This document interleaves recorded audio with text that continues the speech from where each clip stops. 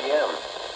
At 5:06 p.m., a severe thunderstorm capable of producing a tornado was located near Janesville, moving northeast at 35 miles per hour. Milwaukee likes to cook. Hazard, tornado. Source, radar indicated rotation.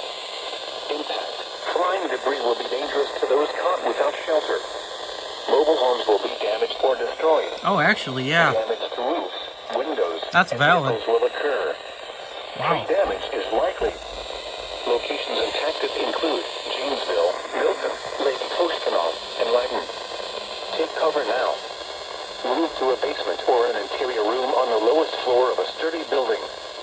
Avoid windows.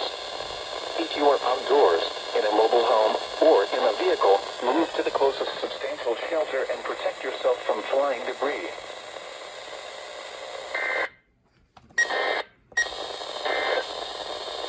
This is Noaa's Weather Radio, QZZ 57 in Rockford.